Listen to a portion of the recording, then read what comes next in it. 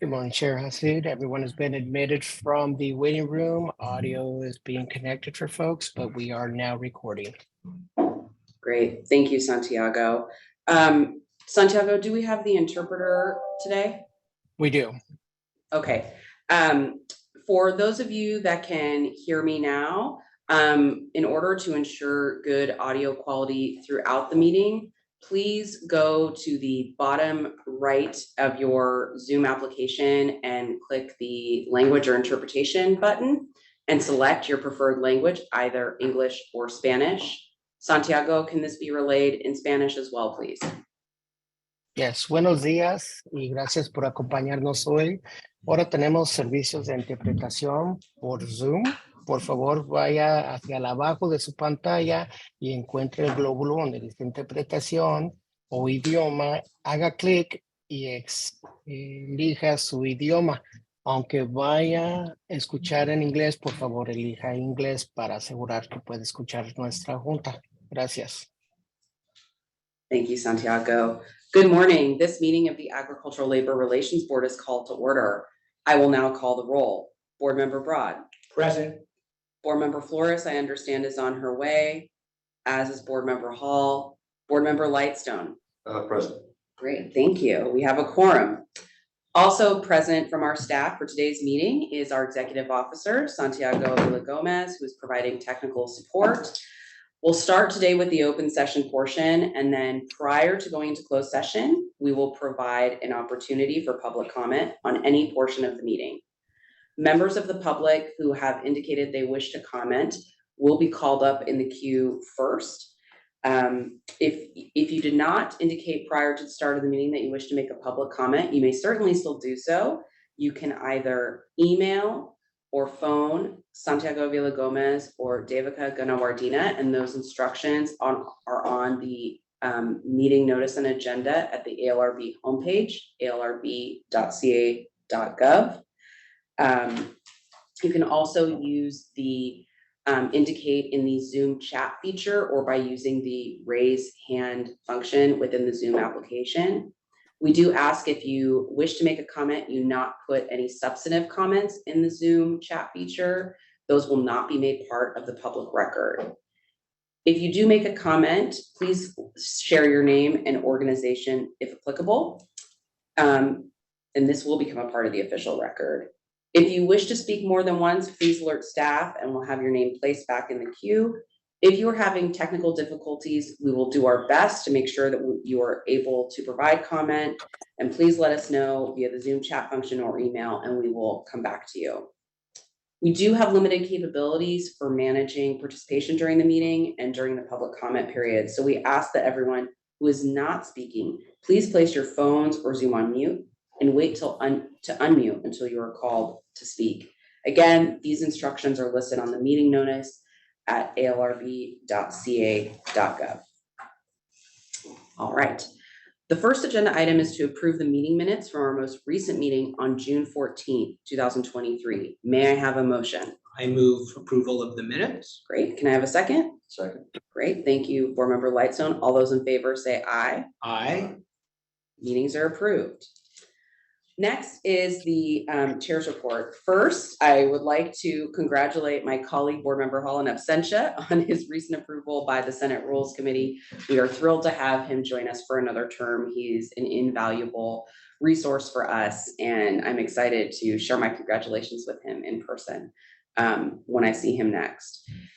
I also wanted to share with the board about a recent visit to our Indio office and the Indio area that Board Member Flores and our Communications and Outreach Director, Daniela Ramirez, joined. And we also were working with one of our newer training and outreach specialists, Omar Gastelum. I want to thank Omar and Daniela for coordinating a wonderful trip. I thought it was very fruitful.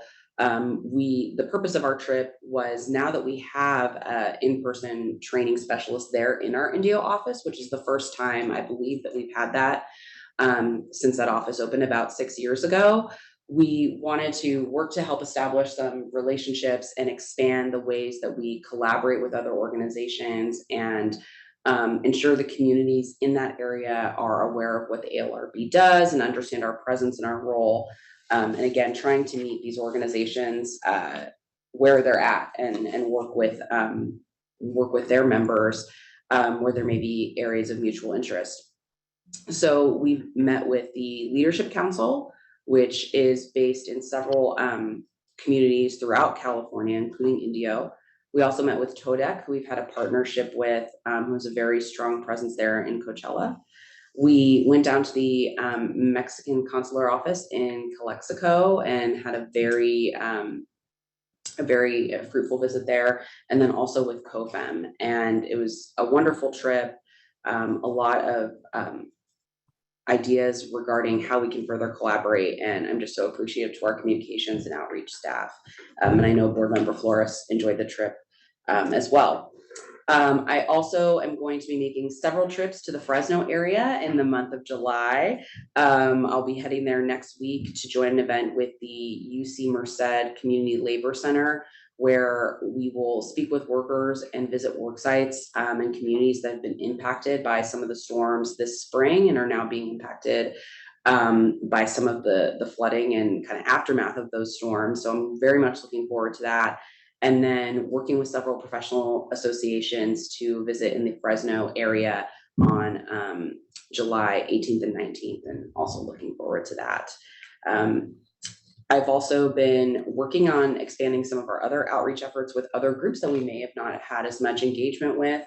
I had recent meetings with staff from the Asian Business Institute and Resource Center based in Fresno to talk about how we can work with growers in the Asian American business community, as well as outreach to some of their employees and let growers know what the ALRB is, what their duties and responsibilities are under the ALRA, and also just share best practices. As I've always indicated, I think the best way that we can protect workers' rights is to ensure people know what their rights are and the duties of employers are on the front end, so we ensure compliance rather than have to deal with enforcement.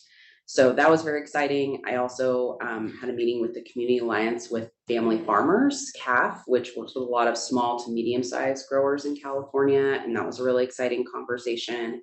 And they discussed having ALRB and possibly some other labor entities present at their annual conference next February to talk to their membership about who we are and what we do. I also have upcoming meetings with the California Certified Organic Farmers Association and the Cannabis Conservation. I'm working with our staff member, Devika Ganawardena, on hopefully a panel that we'll do later in the year regarding industry certifications that include promoting high road labor practices and standards. And so I've been meeting with these entities to talk to them about their certification programs and how they incorporate labor standards, and see where we may have the ability to partner again on training and information for both employers as well as for workers, and seeing how we can reach those communities.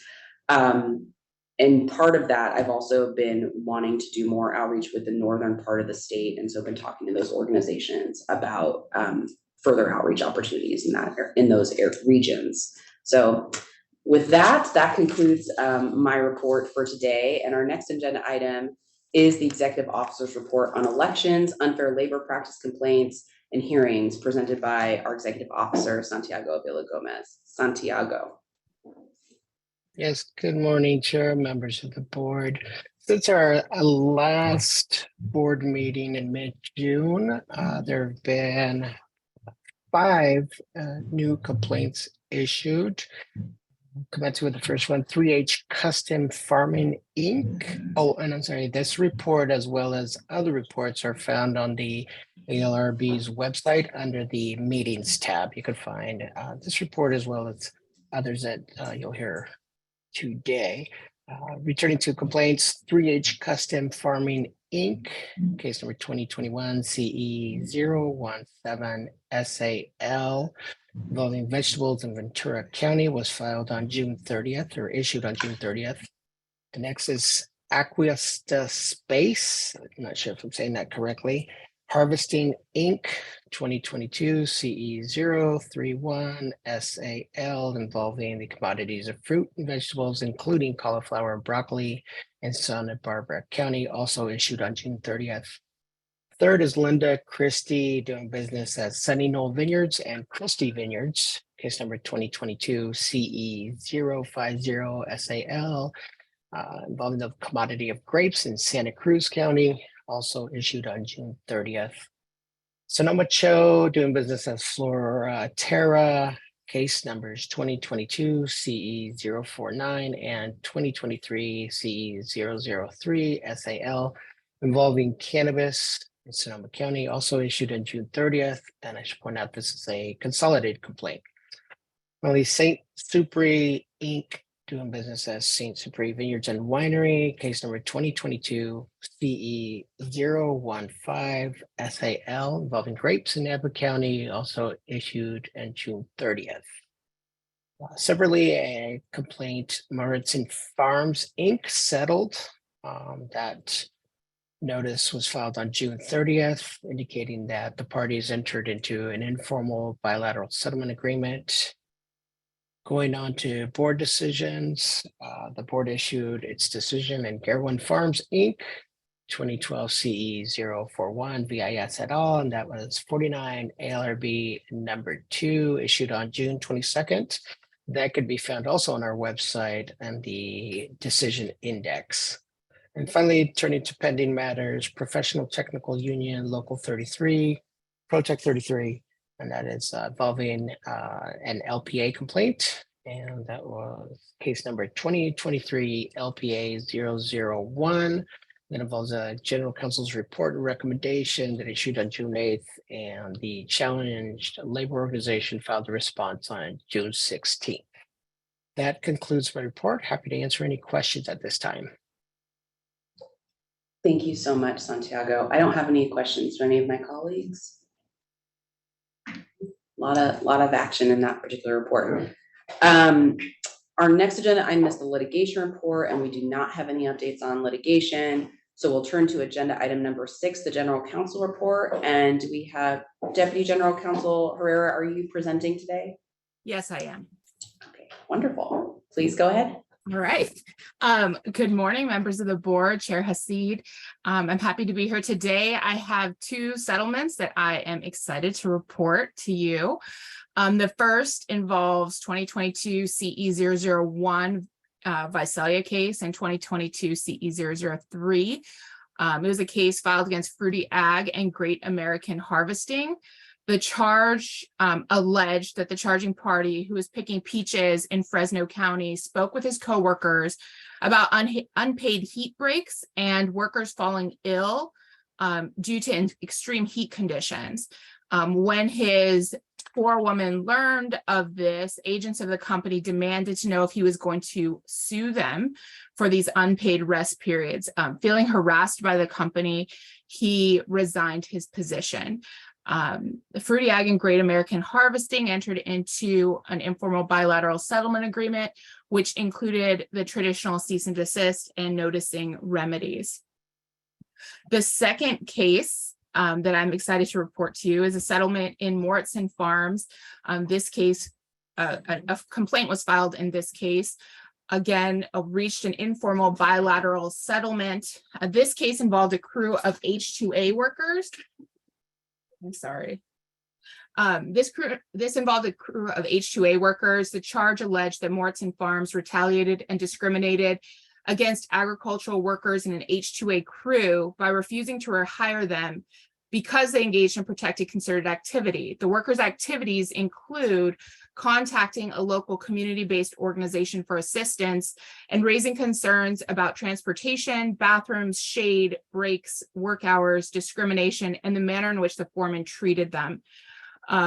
Similarly, we achieved traditional remedies in this case, including cease and desist language, including a reading of the notice and a mailing, and also a make whole, making these 21 workers whole for the losses they suffered in an amount of $328,077. Then just to share quickly some outreach highlights, we've been doing training presentations to community-based organizations, including in Kern County, Sonoma County, Madera County, Tulare County, and Monterey County. I'm happy to detail all the organizations we've done training to, but I'm not sure you want that lengthy report. We also continue to do office hours in Ventura County. We've attended community events and interacted with farm workers in Riverside County, Monterey County, Merced, Imperial, Ventura, and San Benito County, all at 8 separate events in the month of June. We did a radio interview in Sonoma County on Líderes del Futuro, hosted by Radio KBBF 89.1 on June 15th. And on June 22nd, we attended a community-based, we were on Radio Indígena in Oxnard on that date. Also, just showing that workers are learning about our services and better accessing our services. 4 charges were filed in the Salinas region in the month of June, and 8 charges were filed in the Visalia region in the month of June. And that's my report. If you have any questions or want more details, I'm happy to share them. Thank you so much, Francesca. I just want to comment. I did see in the compliance report the information about the Maritza Farms settlement and was pleased to see such a robust settlement for H-2A workers. So great work there. Additionally, I've also noticed an uptick in charges, particularly in the Visalia region. And so I think that is a reflection of outreach efforts and efforts by all of our staff to help share awareness with the board. And so I really want to commend our work there. I know Daniela and her team have been working on how we can set up partnerships for office hours in the Central Valley. And so I look forward to hearing more updates on that. I'm hoping we can get that going this summer. I know there's been a lot of outreach and just trying to figure out the coordination with various groups, but I'm hoping we see the establishment of that soon. Do any of my colleagues have any questions or comments? Okay, all right, thank you so much, appreciate that. Okay, our next agenda item is the Administrative Services Report with our Chief of Administration, Brian Doherty. Brian? Don't have too much to report this morning since our last board meeting, but I am happy to announce that the governor signed SB 101 on June 27th, which was the budget bill for this upcoming fiscal year. And it did include all of the requested funding that we had in the proposed governor's budget. So we did get the funding for the additional 11 new positions. We are in the process right now of establishing those new positions and getting working with the general counsel program to get the postings started so that we can begin the recruitments for all 11 of our new positions. With that, happy to answer any questions anybody may have. Great, thank you. Thank you for all your work on our budget and for helping us have successful budget change proposals to get 11 new staff and make permanent our communications and outreach team, as we just discussed. I think we certainly see the value there and how we're better able to serve the public and farm workers particularly. So I really appreciate your work on this, Brian. I know it's very, it is you. It is a team of you. So thank you. Okay, on to our next agenda item, which is our legislation report. Tom, do you have an update? Yeah, just a minor update.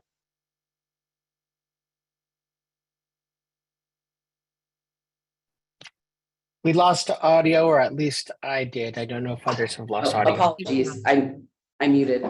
Okay, we should be audible again. So as Santiago mentioned, there's a legislative report on the website with the other meeting reports.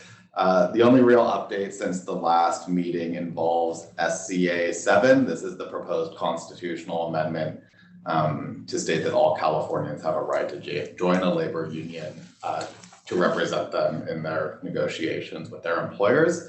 On June 26th, the bill was amended to provide that the legislature shall provide for the enforcement of the rights set forth in the proposed amendment. And so that is the only real legislative update to present at this time.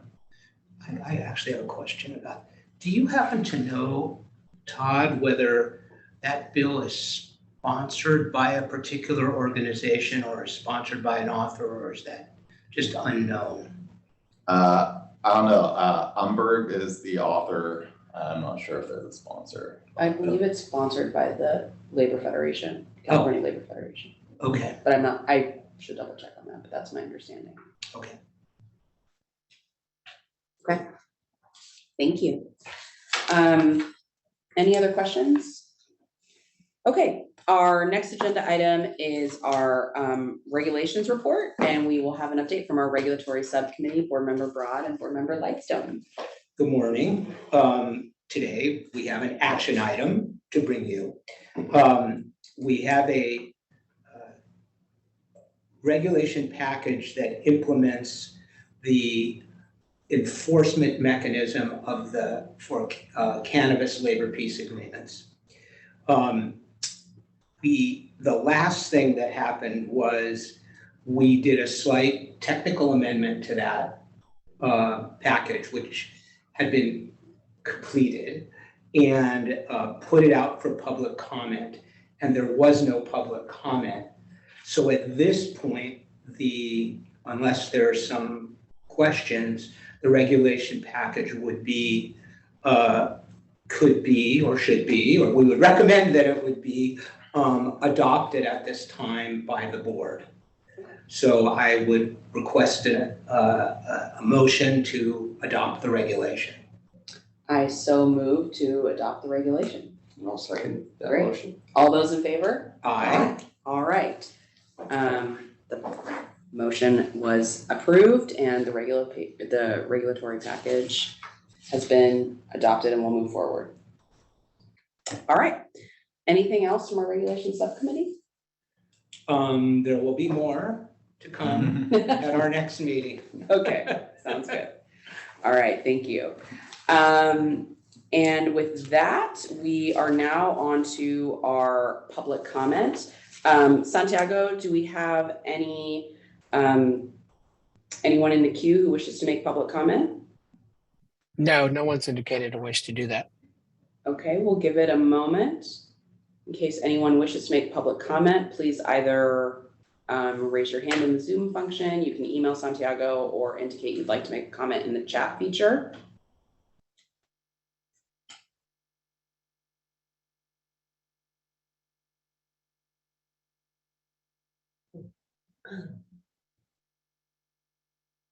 Okay, are we seeing anyone, Santiago?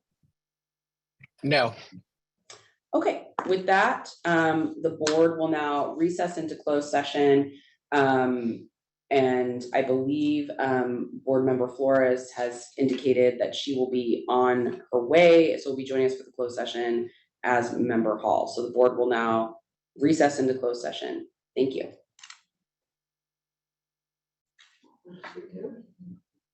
Okay, everyone's admitted and we are recording.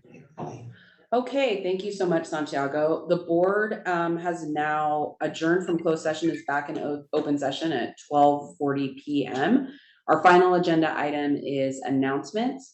Our next scheduled meeting is July 12th, and after that, July 26th. And the board is scheduled to meet via Zoom, as well as have in-person locations, both at the Health and Human Services building here in Sacramento, that we've typically been meeting at, and then also in the Glendale Curb office, and the address will be listed on the relevant agendas. And with that, this meeting is adjourned. Thank you.